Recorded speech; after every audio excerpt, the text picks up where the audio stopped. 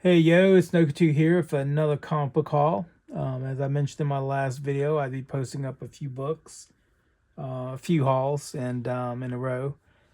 So this is my next batch of books that I've bagged and boarded. So let's just get started. First of all, as always, I want to thank everyone who's taking their time to watch my videos. I appreciate it. What we have here is going to consist of a couple of eBay purchases. But the majority of these books are from a yard sale that I paid $1 or less for. Um, I did get some books from a small Comic Con over the summer, which are also in this batch of books. But what we have here is Star Wars, the classic. Was it classic Star Wars, right? Yeah, I think it's a reprint. Yeah, classic Star Wars from 1994. You know, this book is sealed in a polybag, which I actually dislike polybag books because the plastic usually is cheap and it disintegrates faster than a regular polybag, and often it will obscure the true view of the comic in all aspects where you can tell if it's near mint or not. But you know, in this case, this is a clear poly bag. It's actually a cheap poly bag for the book. But you are able to see it completely, and it was advertised as near mint, and it was $10, which is really kind of a stealth buy on this book at $10 and near mint in a sealed poly bag. I think there might even be a card in the back too. I can't recall now, but for $10, I thought that was a very good price for a near mint copy. I took the chance that it was going to be a near mint, and it was. You can tell from the poly, even in the poly bag, that it's near mint. Um, and with that seller, they had also a couple of other Adam Hughes covers, and so I went ahead and picked this set up too. It was a set. Um, and this ended up being, I think, also $10 for the set, which was a good, which really that's probably reasonable. These are dollar bin books if you can find it. I was never able to find the entire set. I found number one before.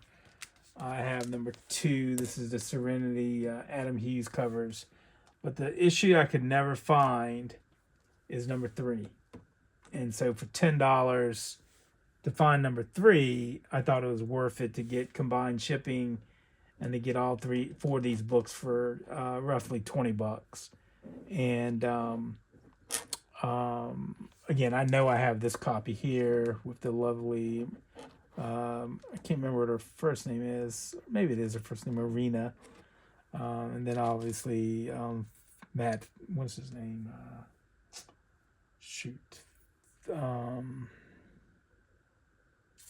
I can't think of his first name, but Philin is his last name.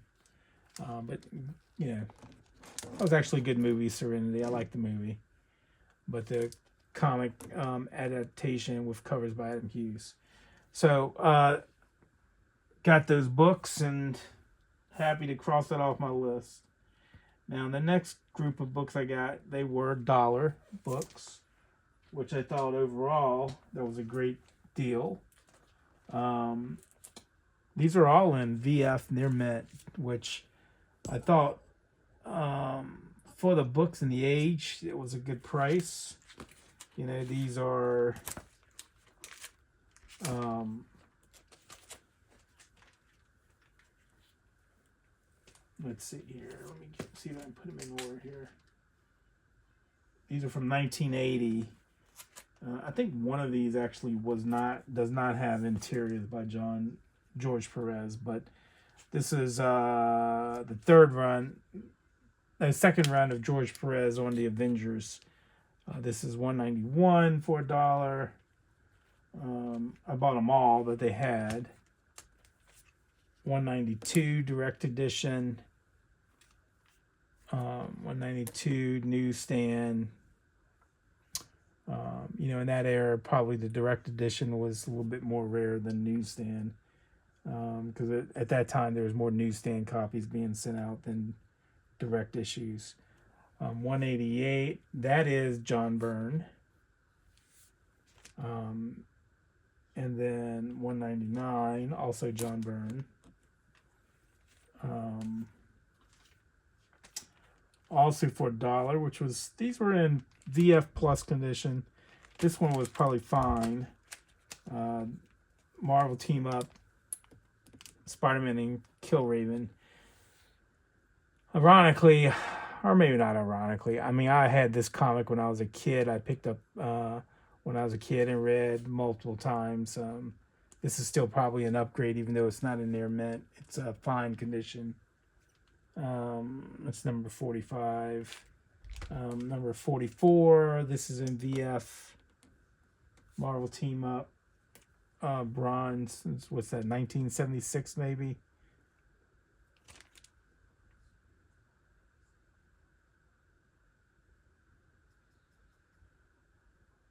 Fantastic Four 213, John Byrne. This is probably, I don't know what they downgrade it when there's a subscription crease, but there is a subscription crease in here, which doesn't bother me. I mean, this is, what year is this? 40 cent. Probably a 1979, 1980 comic with John Byrne. I think this is I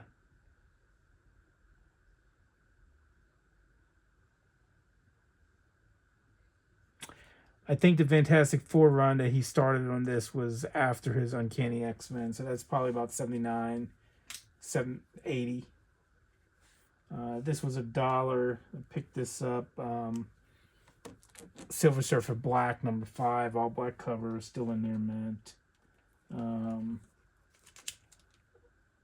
This I did not have. This is not in great shape, but because I didn't have the comic itself, I went ahead and bought it. It's a very early Bronze Age, probably 70, 71, 72, 128 of Fantastic Four. Looks like it's presentable in Mylar. I mean, there's a huge crease right here.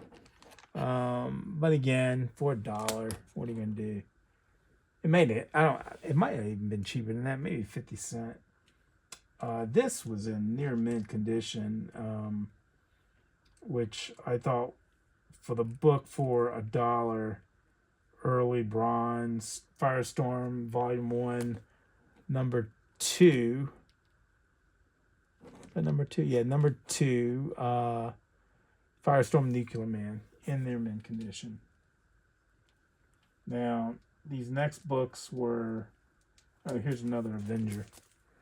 190, also John Byrne from 1980, I believe. These were dollar books. Dark Hawk number 13, Venom appearance, probably only worth $1. Who remembers this when there was speculation about the Black Widow movie? I looked for these books for a long time when that first came out in dollar bins. Eventually found it for $1. Never paid more than $1, but these were still in high grade. George Perez, Marvel Fanfare number 17 with Black Widow. And I think this was Iron Widow number 12.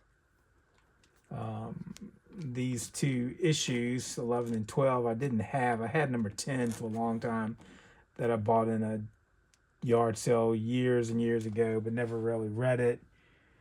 Then the movie came out, and I realized I didn't have the rest of the issues in the series, and went to look for them. They were hot books at that time. This one was not in. This is probably, it's got some creases in it. I don't know if you can tell, but that one is in there, man. This is probably pressable, but probably fine, maybe a little bit higher than fine.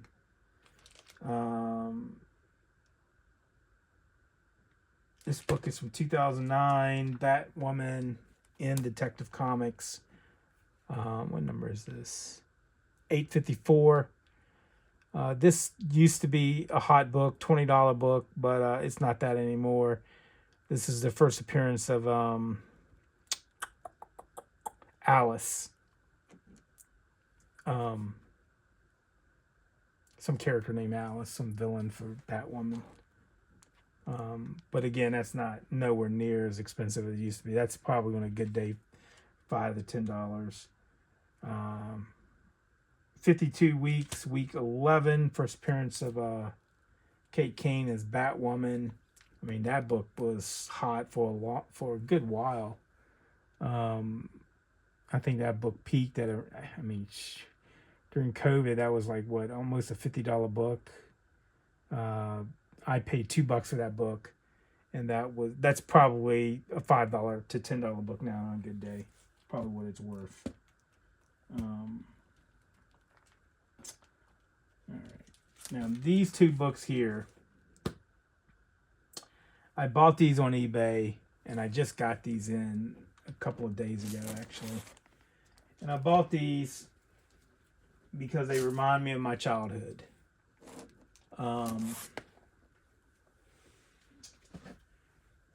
When I was a kid, I had issue 164 and 165. I purchased them at 7-Eleven. And Avengers 165, these stories, the storyline 164, 165 was written by the late Jim Shooter. Probably one of my favorite all-time Avengers stories. It's from 164, 165, 166. The artwork is John Byrne. Interiors, story by Jim Shooter. Great storyline. And the reason why I bought it is because of this book here, 166. That's the conclusion where Count Nefaria, he had in 164, Power Man, Whirlwind, and I think Living Laser was doing a job. They were hired by Count Nefaria, and then he stole their powers, and they got transferred into him and became super powerful. And so then he beat up the Avengers. He threw a building on the Avengers, and I think the strongest character at the time was Wonder Man that was left. Vision was still injured from a previous storyline, and he was in a stasis. Yellow Jacket was there. Iron Man was off doing whatever. Thor was off world somewhere doing something. And so the strongest character they had was Wonder Man. And Count Nefaria beat them up badly, and they were crushed underneath this building, and kind of like Secret Wars where the Hulk was holding up the mountain, but this was just a building, and they had managed to carve a little hole out, and they were underneath the building. And Iron Man finally came, and then Jan Pym, when he got him out, and she bitch slapped him and said, "Where you been?" And then during that fight, Hank Pym, Yellow Jacket, he looked like he ran away, but he decided that his best skill and best strength was to actually use his mind to repair Vision so Vision could come fight. And so he went and got Vision and fixed Vision. And then Iron Man was there and was still getting beat up by Count Nefaria. And then Thor came, and there's a cool splash page or splash scene at the end of 165. And so for years, I never knew how the story ended. Where I grew up initially, there was no comic shops, so I couldn't find that back issue. And 166 ended up being the very first back issue that I ever purposefully purchased, meaning that I've gotten back issues that I didn't, I just found comics that were older in a yard sale someone's selling, but I'd never purchased a back issue specifically. I was looking for that comic. And this was the very first issue I've ever purchased as a back issue. So anytime I see this book and it's in near mint condition or high grade condition, and it's relatively cheap, or if I find a really cheap copy that's in a reasonable condition, I just buy it because it just brings back memories of the very first comic I bought as a back issue. Now, at this time, comics were probably 40 cents, maybe 50 cents. And so this 35-cent comic was a $3 back issue. And I remember when I found it in the comic shop, and it was $3, and that was a lot of money for me as a kid back then. And I debated and debated and debated, do I spend $3? And I didn't know enough to ask the store, hey, would you give me a discount, or what you do now, hey, would you take $2? Would you take, I just saw $3 on the sticker,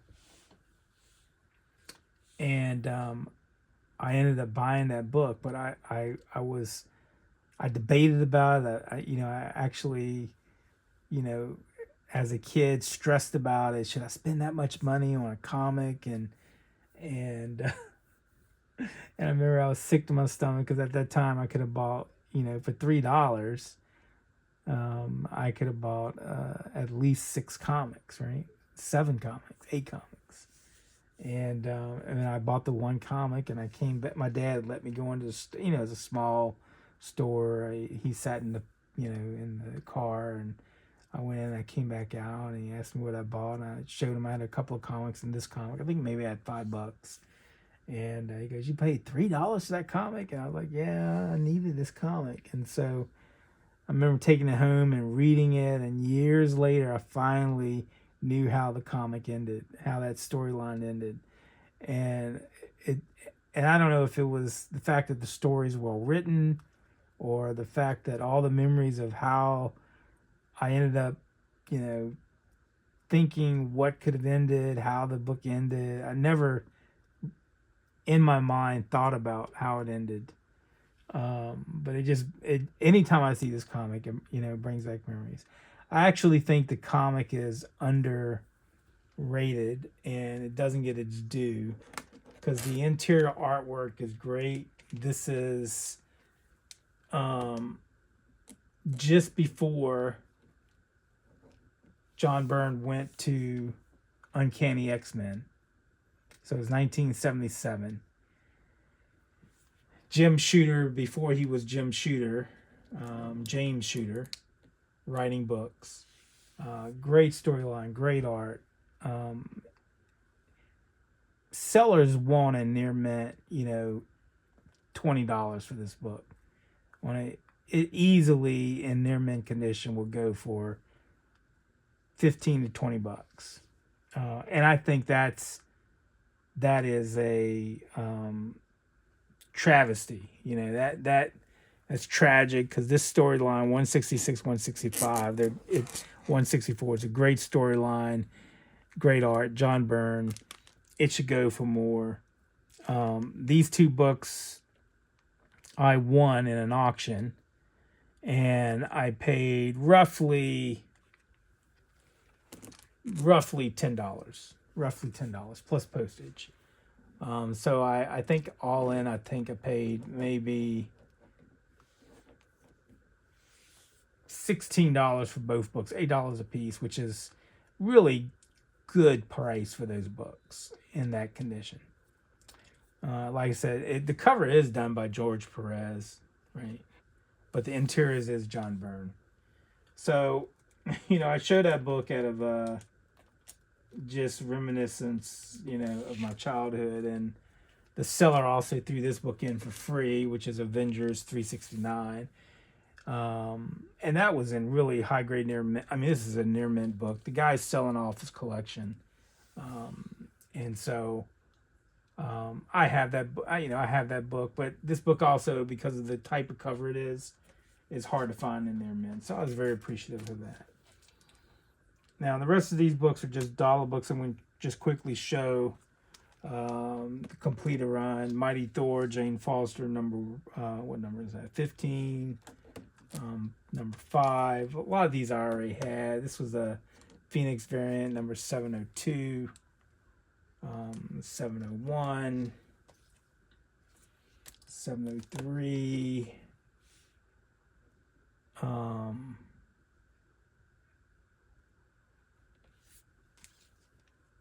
I know I have this 704.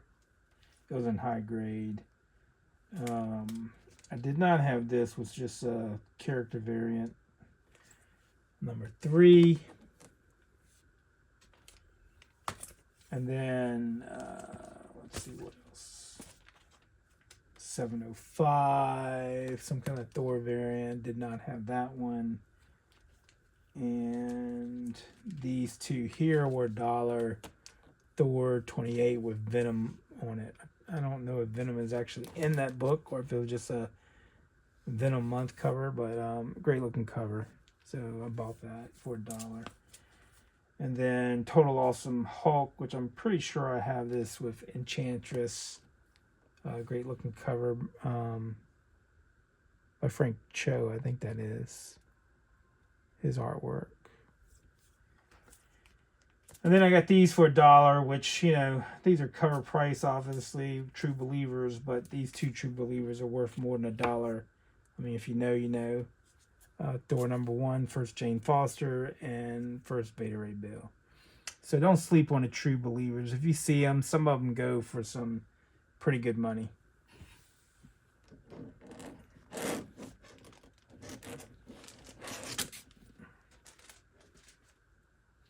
All right.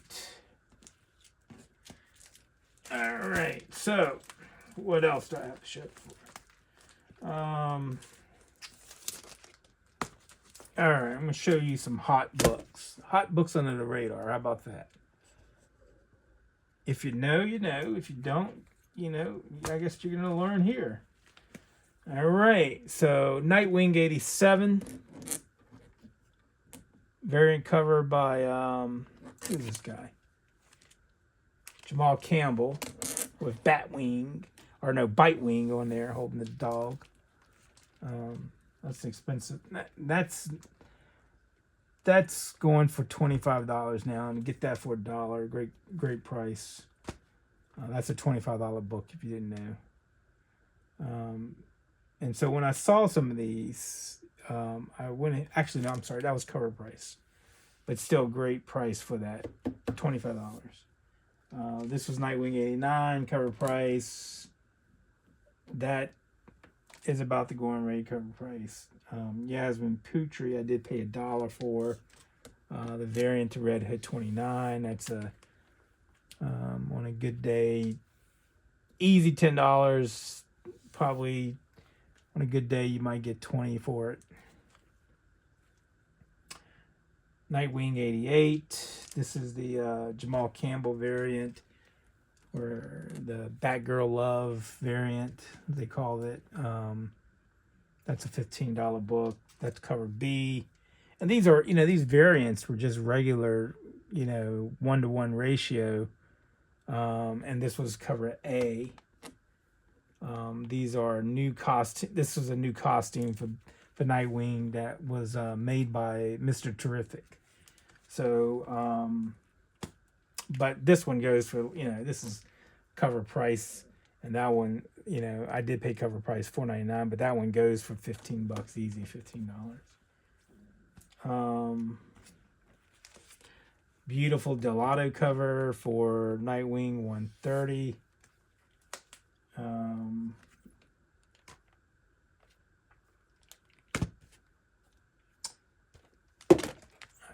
Got that for cover price.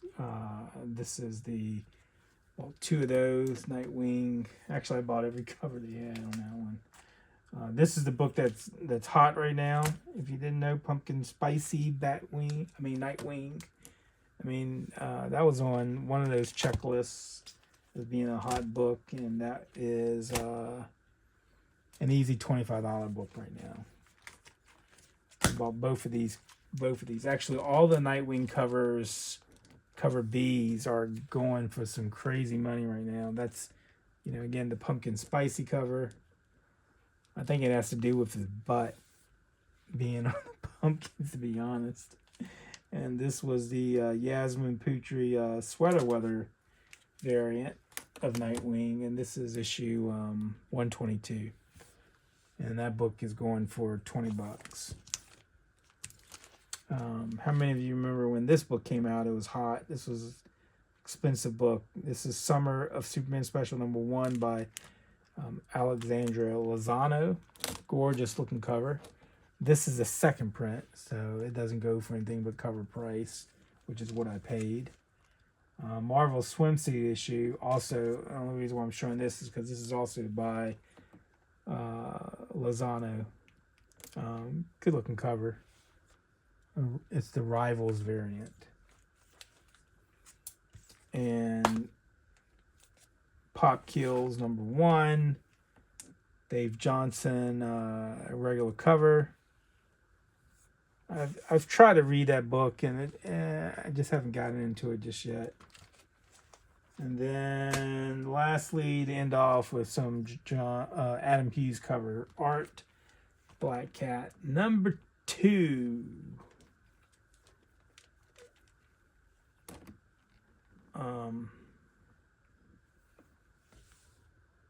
What else do you want to say about it?